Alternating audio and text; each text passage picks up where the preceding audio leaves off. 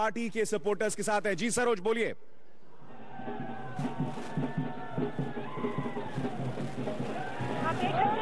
यहाँ जश्न का माहौल है और पहले तो सिर्फ चीयर कर रहे थे लोग, लेकिन अब झाड़ू के साथ यहाँ आप कह सकते हैं एक तरह का झाड़ू डांस शुरू हो गया है, जिस हिसाब से अरविंद केजरीवाल नई दिल्ली सीट से आगे माने जा रहे हैं तकरीबन 10,000 से ज्यादा के वोट से के अंतर से, और 3 राउंड की काउंटिंग बची हुई है। तो यहाँ सब जितने भी वॉलंटियर्स हैं आप देख सकते हैं इस वक्त बाजे गाजे के साथ जश्न का माहौल चल रहा है। सबके हाथों में झाड़ू है जो कि आम आदमी पार्टी का चुनाव चिन्ह है, और अब जनता को ऐसा लग रहा है कि शीला दीक्षित को हरवाने के बाद निश्चित तौर पर आम आदमी पार्टी ने जो दस्तक दी है तो दिल्ली के चुनावों में वो अपने आप में एक मिसाल है, और उसी के जश्न के तौर पर आप इस वक्त देख सकते हैं यहाँ आम आदमी के पार्टी के दफ्तर में सब कोई डांस करते हुए यहाँ नजर आ रहा है बैंड बाजे के साथ।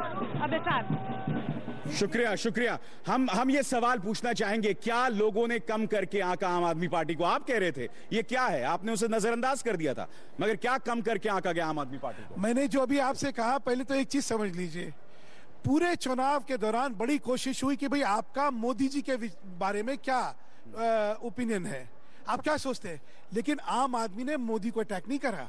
उसका कारण ये था कि उनको ये पता है कि जो उनका समर्थक था बड़ा एक दर्जे का, वो मोदी जी का समर्थक है। जो मैं अभी विजय जी को बता रहा था, जिसके लिए विजय जी करे, विजय जी अगर वो समर्थक नहीं होता इनका तो ये आप सोचते हैं मोदी जी को अटैक नहीं करते, इसलिए नहीं करा था। और आगे भी देखिए, हम सवाल ये कर रहे हैं, हम ये सवाल कर रहे हैं क्या आम आदमी पार्टी को कम तौर पर आका गया, उस पर टिप्पणी कीजिए। बिल्कुल कम करके आका गया, किसी ने उनको सीरियसली नहीं लिया। बीजेपी और कांग्रेस के तमाम नेता जब भी आम आदमी पार्टी की बात होती तो ये कहते थे कि कौन सी पार्टी, कौन जानते हैं, राजनीतिक नहीं, बिल्कुल राजनीतिक विशेषज्ञों ने भी नहीं सीरियसली लिया, क्योंकि उनका अंडर करंट समझ में नहीं आ रहा था। लेकिन मुझे एक सुधांशु जी की बात समझ में नहीं आती कि उन्होंने मोदी पे अटैक नहीं किया, लेकिन मोदी ने तो लगातार अटैक किया, आम आदमी पार्टी पे भी अटैक किया। यदि नाम लेके किया, यदि बीजेपी का एक समर्थक मोदी आम आदमी पार्टी के साथ होता, तो यदि वो मोदी को मानता है, मोदी सबसे लोकप्रिय नेता है, तो उनको छूट वहां से निकल के बीजेपी के साथ जाना था। जो यानी कि आप ट्रैप में फंस गए, आप ट्रैप में फंस गए। ये देखिए, ये मोदी जी का इलेक्शन नहीं था, मोदी जी इसमें चेहरा नहीं थे, और इसमें चेहरे थे बीजेपी के नेता वर्सेस बनाम केजरीवाल। और दूसरी बात मैं ये कह दूं कि इसी राजनीति में दिल्ली आज जो नतीजे आ रहे हैं, ये कि आपको एक नया पहलू मिल रहा है, वो ये है कि यहाँ कैंडिडेट को दिल्ली में नहीं देखा गया। इसे अक्सर क्या होता है, हर राज्य चुनाव में एमएलए की जो छवि है उसको, यानी कि केजरीवाल इतना बड़ा ब्रांड है, राव साहब इतना बड़ा ब्रांड बन गए हैं, केजरीवाल की कैंडिडेट को कोई नहीं जानता था। चलिए सीधे रुक करना चाहेंगे, आम आदमी पार्टी की प्रीति शर्मा हमारे साथ जुड़ गए हैं। प्रीति जी, अरविंद केजरीवाल अपने आप में इतना बड़ा ब्रांड बन गए हैं कि 70 में से 28 सीटें पर आप लोग रुझान में आगे दिखाई दे रहे हैं। अब इसके बाद क्या?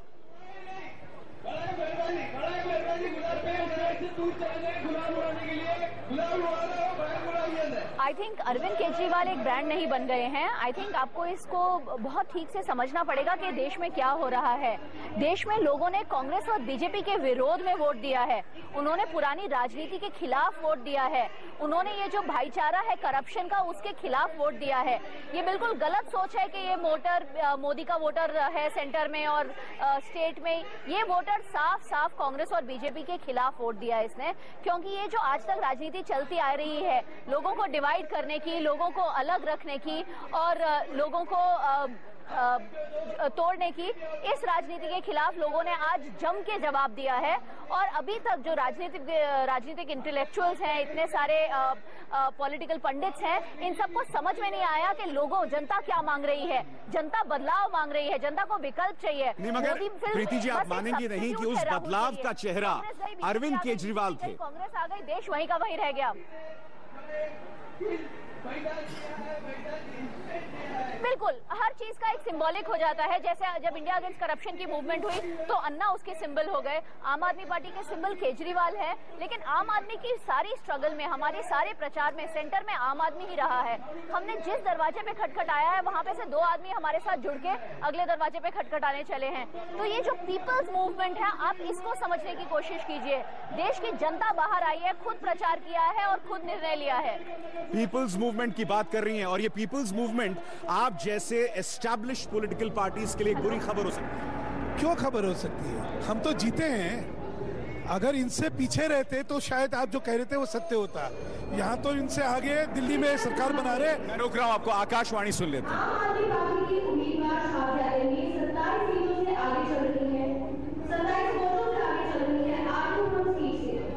बड़ी खबर, यानी कि अनिल शर्मा और बरखा सिंह जैसे दिग्गजों को पीछे करती है, वो भी एक ऐसी सीट जो कि ठाकुर ब्राह्मण बहुल सीट है। इसी वजह से वहां पे बरखा शुक्ला सिंह को खड़ा किया जाता है।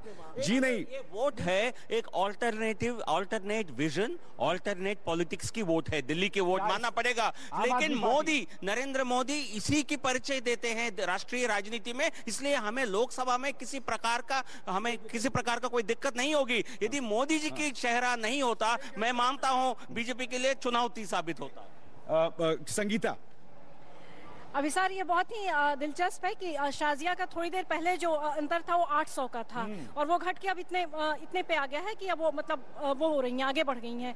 तो आप इस तरह से देखिए, ये क्लोज जो मार्जिन है बहुत जगहों पे है और ताज्जुब नहीं होगा पिछली बार के चुनाव में हम देखें कि 10 से कम सीट वोट से भी लोग जीते हैं।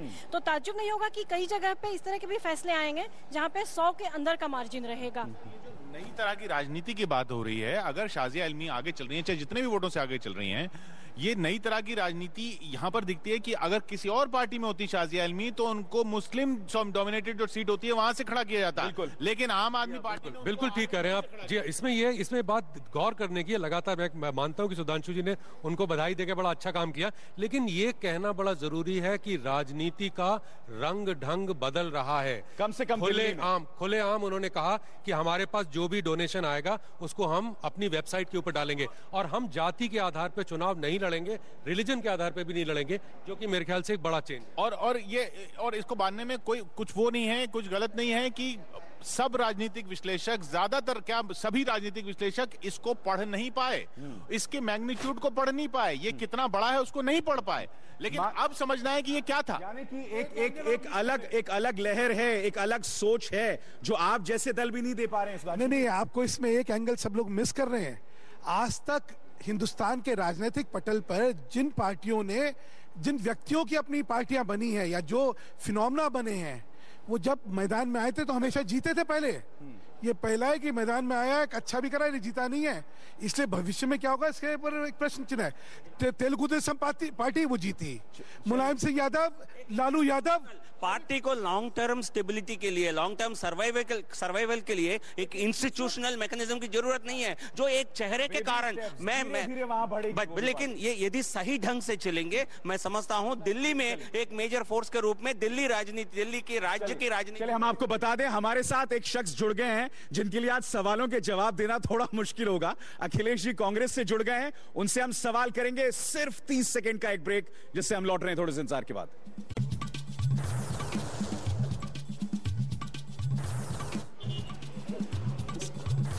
नरेंद्र मोदी का काफिला इस वक्त आप अपने टेलीविजन सेट्स पर देख रहे हैं।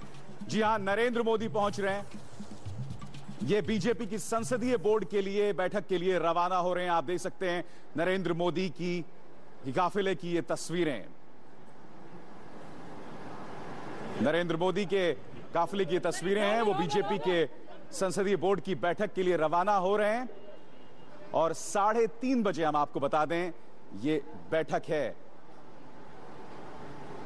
मगर सवाल ये, 2014 के लिए दिल्ली के लिए क्या संदेश मिल रहा है? फिर दिल्ली के लिए बड़ा साफ संदेश है। ताजा रुझानों के मुताबिक छत्तीसगढ़ में कांग्रेस से आगे निकली बीजेपी। चलिए पहले इसी में प्रतिक्रिया दे दीजिए। छत्तीसगढ़ में बिल्कुल क्लिफ हैंगर चल रहा है। नहीं, क्लिफ हैंगर चल रहा है, लेकिन अल्टीमेटली आप देखेंगे कि भाजपा उसमें जीतने वाली है, क्योंकि राष्ट्रीय स्तर पर जो माहौल है इस समय कांग्रेस के खिलाफ है और लोगों को भाजपा से उम्मीद है। मीरा जी, देखिए अभी तो कुछ भी कह पाना मुश्किल है, हालांकि कह ही दीजिए। अब तो दोपहर के 1:30 बजे। नहीं, मैं इसलिए कह रही हूँ क्योंकि ये सारे रुझान आ रहे हैं। एक तो और बिल्कुल बराबरी का मामला चल रहा है, कभी वो 45 कभी ये 33, बिल्कुल बराबरी से। लेकिन सबसे बड़ी बात यह, कुछ नाराजगी तो है बीजेपी। जिस डूबते को तिनके का सहारा है वो हमारे साथ जुड़ गए हैं। डूबते को तिनके का सहारा नहीं, वो तो बीजेपी लोग देखें। अगर जैसा अभी बता रहे थे हमारे भाजपा के साथी कि कांग्रेस की हुकूमत के खिलाफ बहुत बड़ा जन आक्रोश है, तो 4 महीने अभी शुरू हुआ क्या? 4 महीने पहले नहीं था क्या? जब 3 और राज्यों के चुनाव हुए थे जहाँ पे मोदी सक्रिय नहीं हुए थे, पूरे सक्रिय हो गए थे, वो पूरे सक्रिय हुए थे, वो गए सब जगह उन्होंने प्रचार किया और मजबूती के साथ किया। रही बात दिल्ली की, दिल्ली में अगर विकास की बात की जाए तो विकास पे वोट पड़ा नहीं, क्योंकि दिल्ली से तो विकास कहीं हुआ नहीं है। यहाँ पे 15 साल की एक सरकार थी जिसे बदलने का मूड था पब्लिक का। आपके विकास पुरुष गहलोत नहीं चले, 15 साल की विकास पुरुष महिला जो है शीला दीक्षित नहीं चली, ये तो क्या वजह है? सीधी बात बताइए ना। ये बहुत सी चीजों को देखना होगा आपको। पहली बात ये कि आप सिर्फ कार्यक्रम और नीतियां लागू करके ये नहीं कह सकते कि हमने बड़ा अच्छा प्रोग्राम लागू कर दिया, अब मेरा काम खत्म हो गया। अब जनता को इसके साथ साथ ये भी चाहिए कि जो नेतृत्व कर रहा है प्रदेश में, जहां भी कर रहा है, उससे उसका रिश्ता भी बने और जो डिलीवरी है, जो डिलीवरी है, नहीं जो डिलीवरी है, नीतियों का खामियाजा आपके क्षेत्रीय क्षत्र भुगत रहे हैं। क्या ये कहने में आपको क्यों शर्म आ रही है अखिलेश जी? हम अभी जो हिमाचल में चुनाव हुआ उसी दौरान पोलिंग के दौरान सिलेंडरों के भी दाम बढ़ा दिए गए थे और 9 से 3-6 कर दिए गए थे, तभी भी हम जीते।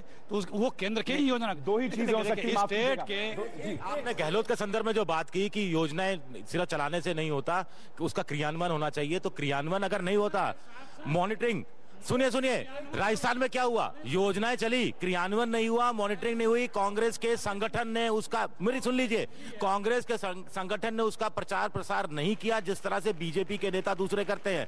पहली बात।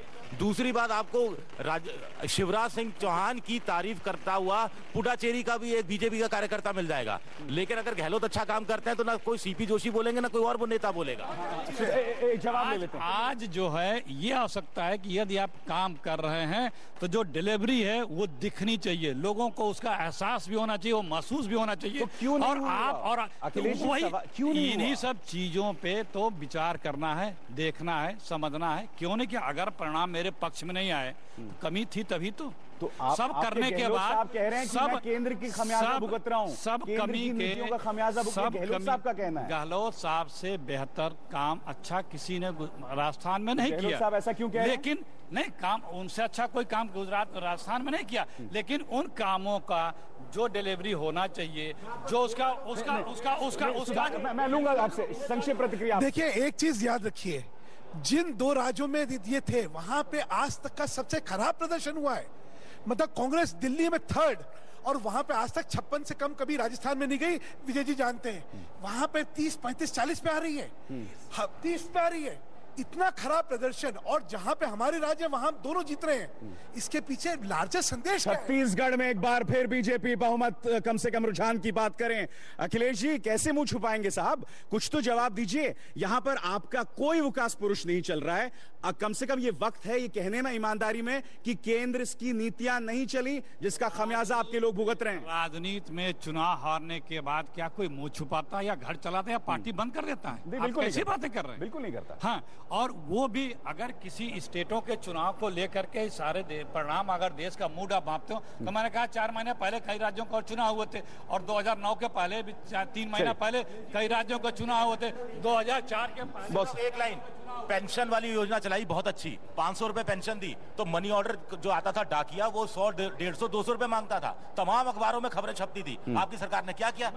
मैं लूंगा आपका जवाब अखिलेश जी, मैं आपको रोक रहा हूं, एक छोटे से ब्रेक के लिए रुक रहे हैं। बहुत दिलचस्प चर्चा जारी है एबीपी पे, क्या इसकी दस्तक अब 2014 में भी सुनाई देगी, ये भी हम जानेंगे थोड़े से इंतजार के बाद।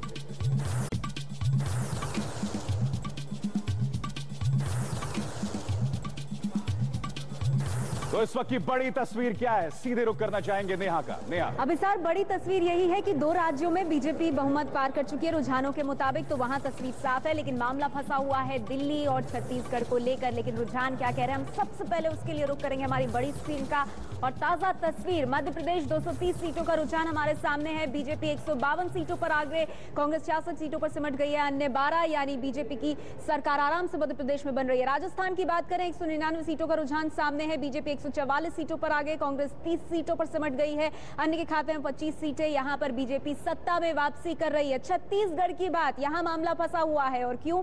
90 सीटों में रुझान जो है, बीजेपी अभी 47 सीटों पर आगे चल रही है, तो अभी तो बहुमत हो गया है, कांग्रेस 41 सीटों पर आगे है, लेकिन ये बार बार ऊपर नीचे हो रहा है, इसीलिए यहां कांटे की टक्कर जो है वो बनी हुई है। ये छत्तीसगढ़ की तस्वीर। और सबसे दिलचस्प तस्वीर है दिल्ली की। 70 सीटों का रुझान, बीजेपी 32 सीटों पर आगे है, कांग्रेस 8 सीटों पर खत्म हो गई है। यहां बहुत बुरी स्थिति कांग्रेस की हुई है। और आम आदमी पार्टी सबसे बड़ा फैक्टर, शानदार प्रदर्शन रहा है, 29 सीटें मिली हैं।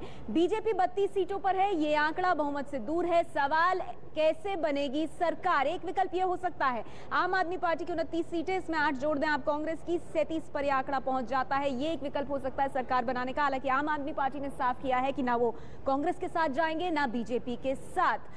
तो ये एक तस्वीर है जिससे दिल्ली में सरकार बन सकती है। एक और विकल्प 32, इसमें आप एक अन्य एक जोड़ दें, ये 33 पे जाके मामला अटक रहा है, तो ये विकल्प नहीं बनता, ये सत्ता से दूर है। ये फिलहाल सत्ता से दूर है क्योंकि बीजेपी 32 सीटों पर आगे चल रही है।